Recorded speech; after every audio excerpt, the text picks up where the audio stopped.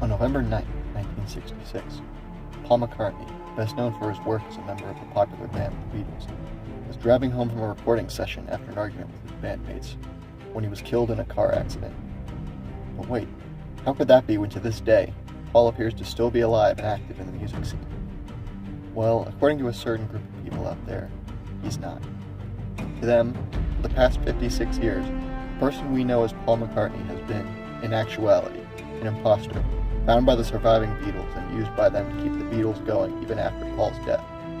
The imposter has been so committed to this idea that he's still claiming to be the real Paul even over 50 years after the Beatles broke up. But where did this idea come from? What is the evidence for it? And is there any truth to it? This is the story of the death of Paul McCartney. Before we examine the evidence for this theory, let's look at when it began. However, the first exact date I could find was when rumors of Paul's death began is January 7, 1967, a date when Paul was rumored to have been in a car accident along the M1 motorway.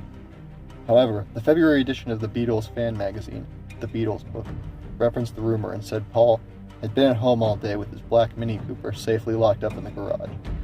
However, as time went on, the conspiracy theory began to re-emerge, and this time with a bit more weight to it. By September 1969, the Beatles were privately in the process of breaking up, as John Lennon had announced to his bandmates that month that he would be leaving the group.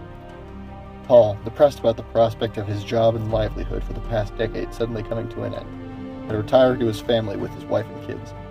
His absence in the eyes of the press and the fans caused many to wonder about his well-being.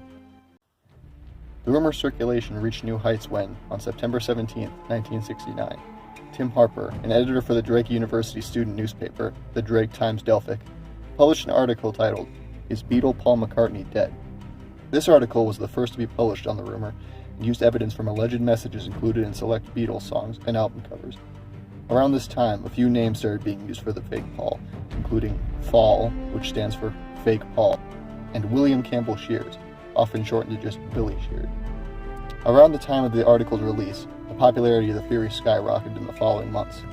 The dialogue on the rumor became so great that it somewhat overshadowed the discussion around their most recent album, Abbey Road.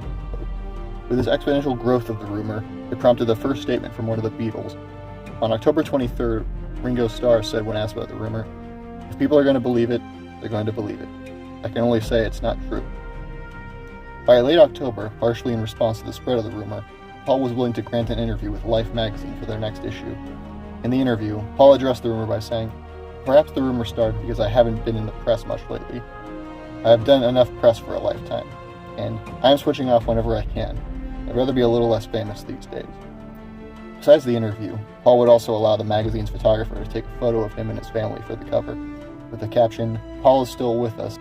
The magazine was published on November 7th.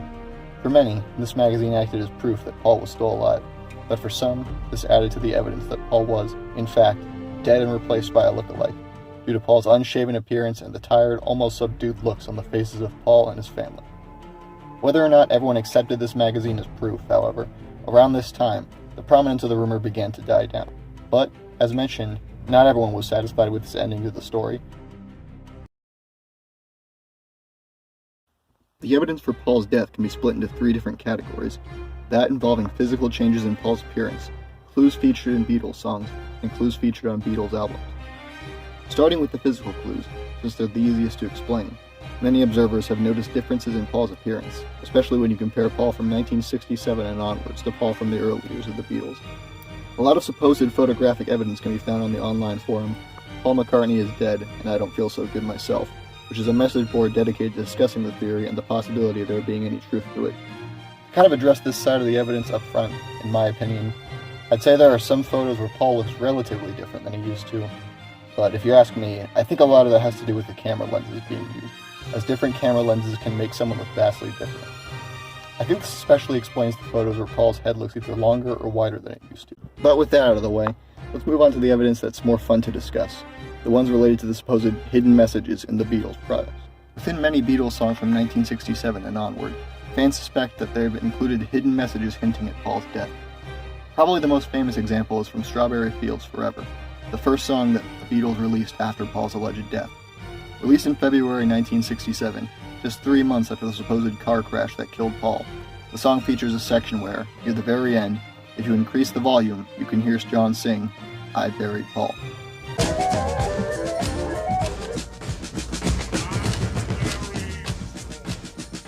John, who also wrote the song mostly by himself, addressed the lyric by saying what he actually said was cranberry sauce, but the lyric had been misheard.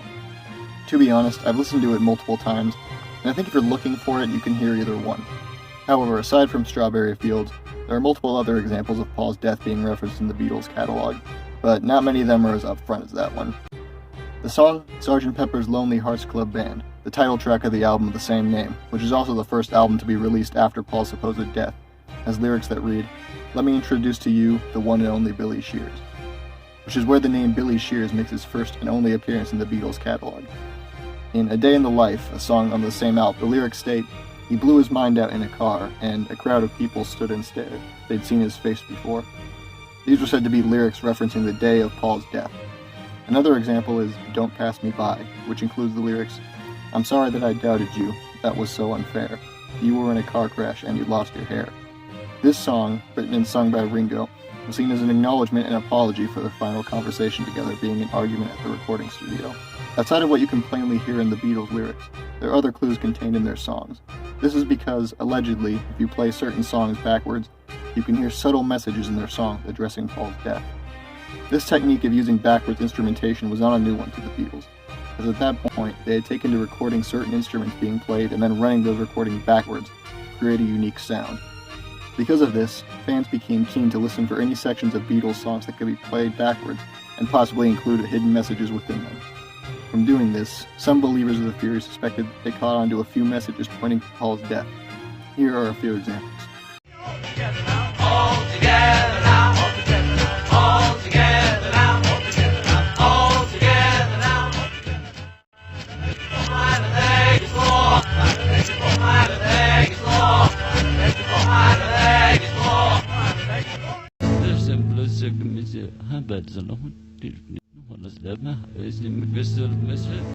Number 9, number 9, number 9, number 9, number 9.